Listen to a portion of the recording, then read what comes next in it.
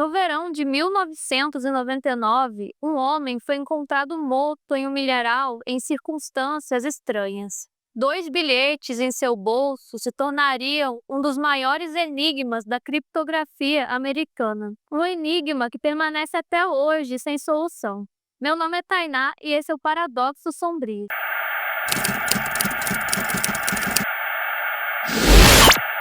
Hoje vamos falar sobre um caso que aconteceu em 1999, há mais de 25 anos atrás. Tudo o que vamos relatar aconteceu em Milharal, em uma rodovia próxima ao West Walton, no Missouri. Já havia passado das 13 horas, quando o departamento do xerife do condado de St. Charles recebeu uma ligação sobre um possível caso de assassinato.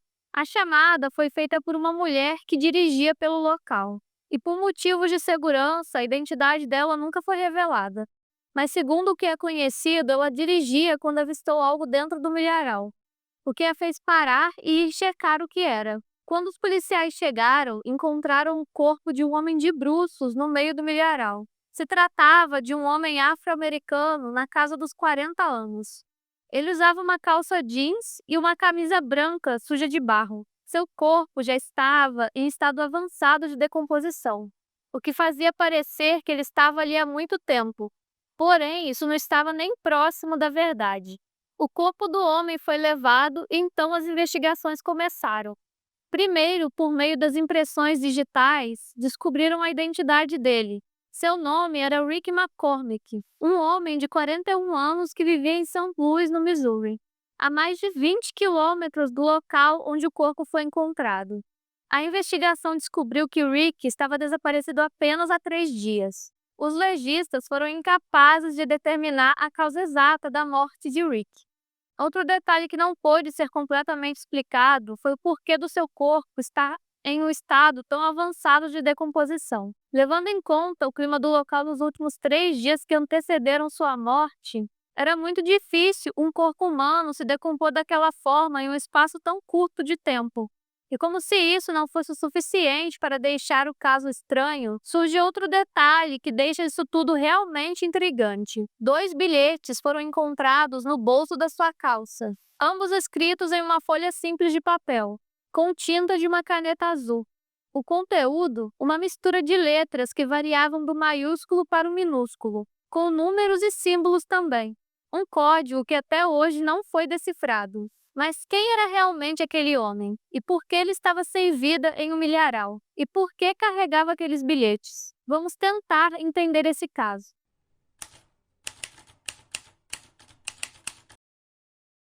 Rick C. McCormick era originário do Missouri, tendo nascido em St. Louis no dia 14 de junho de 1958. Desde cedo, Rick enfrentou diversas dificuldades. Desde a escola, ele apresentava grandes problemas no aprendizado. Inclusive, sua capacidade de ler e escrever era quase nenhuma. Ele não tinha muitos amigos na época, e era normal que na sua adolescência ele preferisse se isolar do que socializar com os outros. Das poucas vezes que ele conversava, ele contava histórias que eram consideradas estranhas por seus colegas e familiares. Rick abandonou seus estudos no ensino médio, o que não ajudou em nada em seus problemas com a leitura.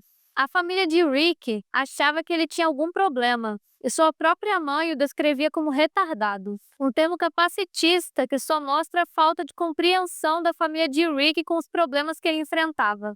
Segundo fontes, Rick só teve realmente acompanhamento psiquiátrico já na sua fase adulta, quando foi avaliado por um profissional, que afirmou que ele parecia ter uma parede de tijolos em sua mente, o que seria um indicativo dos seus possíveis problemas psicológicos, que afetavam seu aprendizado e socialização. Rick cresceu sem grandes expectativas. Devido às suas limitações, ele nunca conseguiu um emprego fixo, sendo obrigado a trabalhar em coisas temporárias e informais, principalmente serviços ligados à limpeza e manutenção. Ele também possuía problemas cardíacos e pulmonares crônicos, o que limitava ainda mais suas opções. Durante sua fase adulta, o círculo de amizades que Rick tinha continuou bem pequeno. Então, quando tinha 34 anos, ele foi preso. Sim, Rick acabou sendo preso por se relacionar com uma menor de idade, com quem não apenas mantinha relações, mas como também a engravidou 2 vezes. Ao longo de sua vida, Rick teve mais 2 filhos além desses, totalizando 4. A condenação levou ele para uma cadeia onde ficou cumprindo pena por 13 meses. Após sair da prisão, Rick seguiu sua vida. Em 1999, o ano em que ele foi encontrado morto, Rick vivia em St. Louis e continuava seguindo em trabalhos que ele conseguia encontrar. Naquela época, ele supostamente estava tendo um relacionamento com uma mulher identificada como Sandra Jones. Além disso, Rick frequentemente trabalhava no turno da noite, em um posto de gasolina chamado Amoco, localizado no centro de São Luís, que pertencia aos irmãos Randhawa. Aqui existe um detalhe que pode estar ligado a todo o caso. Segundo reportagens locais e várias fontes, Bahá Bob Randhawa possuía antecedentes criminais. Bahá havia sido preso por atirar contra um homem, que por sorte saiu ileso dos disparos. Ele também era suspeito de tentar atirar no seu próprio irmão mais velho após uma discussão entre os dois. Houve testemunhas que o reconheceram, mas como o irmão não prestou queixa e nem denunciou, o caso nunca foi para frente. Por fim, naquela época, ele foi preso mais uma vez, supostamente por espancar um homem com um martelo, além de ameaçar o mesmo de morte. Antes do julgamento desse caso acontecer, o homem foi encontrado baleado e morto perto do mesmo posto de gasolina que pertencia aos irmãos Randhawa. E isso encerrou o processo contra Bahá. Durante o tempo que Rick trabalhou no Amoco, ele fez algumas viagens até a Flórida. E que, segundo o que teria dito Sandra Jones, o motivo dessas viagens eram drogas. Aparentemente, Rick trabalhava como mula para transportar essas drogas, talvez para os irmãos Randhawa ou algum outro empregador, mas isso não é totalmente confirmado. O único fato que verdadeiramente possui provas é que Rick trabalhou naquele posto de gasolina.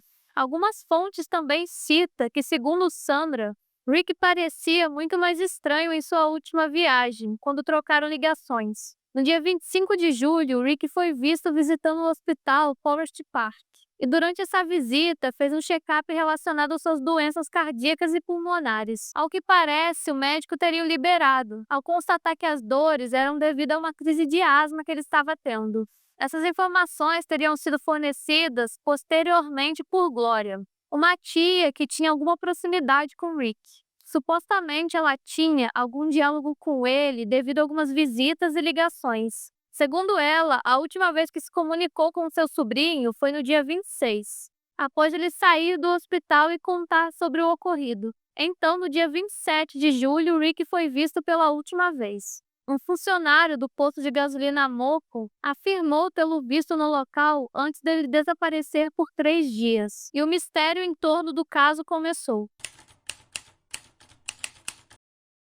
O milharal onde o corpo sem vida de Rick foi encontrado ficava próximo à rodovia 367, nas proximidades de West Walton.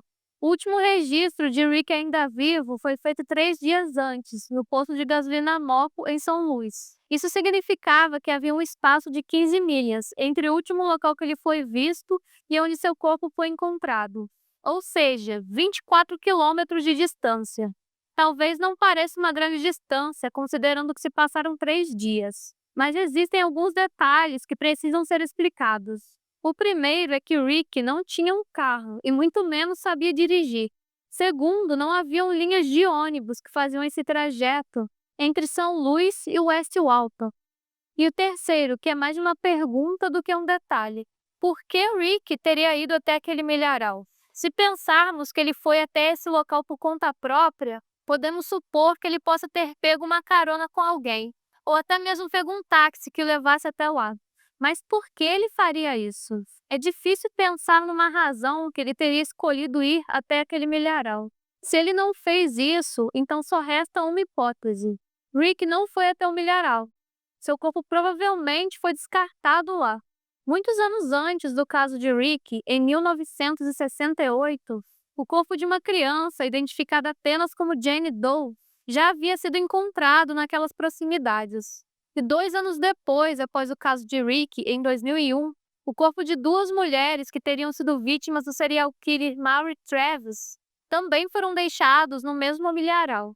Isso mostra que, de fato, o local era propício para esse tipo de coisa. Se alguém tirou a vida de Rick, seria muito aceitável pensar que o corpo dele teria sido abandonado naquele lugar. Há quem diga que Rick McCormick teria cruzado o caminho de traficantes perigosos. O nome de certos criminosos na região de St. Louis, como os irmãos Hamdallah, já foi mencionado em matérias locais. A família de Rick também já teria dado algumas declarações, segundo essas reportagens, dizendo que era possível que o homem podia ter alguma dívida com drogas, já que supostamente ele chegou a trabalhar de mula para os traficantes. Mas isso são apenas teorias. Nem a polícia ou o FBI confirmou nada. A causa da morte de Rick McCormick é outro mistério que cerca o caso.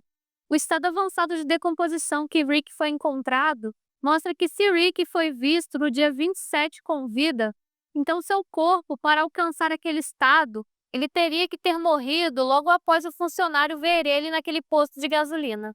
Mas como ele morreu? Os legistas não encontraram nenhum ferimento por arma de fogo, e muito menos sinais de agressão. Uma das hipóteses seria as condições cardíacas e pulmonares de Rick, que talvez teria sido a causa da morte dele. Mas o estado de seu corpo em apenas 3 dias ainda é algo que não pode ser explicado. Mas o que mais chama atenção no caso de Rick são os bilhetes achados em seu bolso.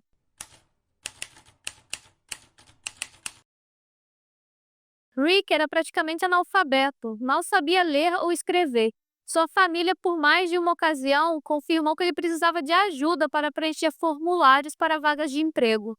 Como e por que ele teria escrito aqueles códigos? E o que eles significavam? Como vemos, os 2 bilhetes incluem sequências de números, letras e parênteses. Não parece existir nenhum padrão nas sequências, e nada parece com qualquer palavra em inglês, o idioma de Rick. Assim que foi descoberto, o que ficou conhecido como Código McCormick passou a ser estudado pelo FBI, mais especificamente pela CRRU. De 1999 a 2011, os 2 bilhetes contendo os códigos foram mantidos e estudados por especialistas em criptografia, profissionais responsáveis por decifrar até mesmo códigos usados por criminosos de guerras e espiões. Em 12 anos, a única coisa que eles puderam confirmar é que não se tratava de uma criptografia padrão, e que talvez pudesse se tratar de uma taquigrafia pessoal ou abreviações de contatos, mas eles foram incapazes de decifrar o que era aquilo. Foi em 2011 que o FBI tornou público o código McCormick. Imagens digitais dos 2 bilhetes foram publicados no site do FBI, além de aparecer em reportagens de jornais e grandes portais de notícias. A partir desse momento, o público teve conhecimento desse estranho caso. Segundo o FBI, os 2 bilhetes encontrados no bolso de Rick são consideradas uma das cifras não resolvidas mais desafiadoras já vistas pela instituição. Desde que o código foi mostrado publicamente, rapidamente se tornou tema de fóruns no Reddit, Cypherspace, Metafilter e grupos de criptografia. No entanto, desde que foi revelado em 2011 até os dias atuais, nada além de teorias foram formadas a respeito desses códigos. Muitos acreditam que esse mistério não possui uma solução por se tratar de uma taquigrafia pessoal. Segundo essa teoria, podemos acreditar que Rick, devido suas limitações, acabou criando sua própria forma de fazer anotações, já que ele não sabia ler e escrever direito. Então, digamos que ele inventou sua própria forma de escrever. Então, é praticamente impossível decifrar o código, já que apenas ele entendia a lógica por trás das sequências. Como o Rick era o único que poderia confirmar algo, sua morte impossibilita que o código seja desvendado. Muitos acreditam que o conteúdo dos bilhetes simplesmente era uma forma que Rick encontrava de fazer anotações sobre remédios que tinha que usar e coisas do seu cotidiano. Outra teoria fala que talvez os bilhetes, na verdade, são anotações envolvendo esquemas de drogas, que Rick supostamente fazia parte antes de ser assassinado. Nomes de drogas, endereços e outros tipos de informações que o ajudassem em seu papel de mula para os traficantes. Existe uma terceira vertente dessas teorias, que abordam os problemas psicológicos que Rick poderia ter, e que as sequências de números e letras encontradas com ele são apenas um monte de rabisco sem sentido algum. E se isso de fato for verdade, as pessoas estão tentando decifrar algo que nem mesmo existe. Por fim, muitos acreditam que realmente há algo nos bilhetes. Os que acreditam nisso realmente acham que as mensagens nos bilhetes estão realmente codificadas e até hoje aplicam técnicas de criptoanálise, como frequências de letras, substituições e padrões numéricos para tentar quebrar o código. Mas ainda assim, nenhuma chave já tentada funcionou até hoje. O FBI em si, segundo seu posicionamento, diz que se os códigos realmente puderem ser decifrados, talvez exista alguma informação que ajude a desvendar algo sobre a morte de Rick McCormick. O caso de Rick McCormick continua sendo um dos maiores enigmas da história criminal dos Estados Unidos, pelo menos quando se trata de códigos ou criptografia. 2 bilhetes cheios de símbolos e códigos que ninguém conseguiu decifrar carregam os últimos passos de um homem que morreu sem explicação. Mistérios sobre sua morte, possíveis envolvidos e os segredos contidos nesses papéis continuam sem explicação. Até hoje, o FBI mantém esse caso aberto. Rick se foi, mas seu código continua desafiando o tempo. Se você curtiu esse vídeo, não esqueça de deixar seu like, se inscrever no canal e ativar o sininho para não perder nenhum mistério. E me conta nos comentários, o que você acha que os bilhetes de Rick realmente escondem?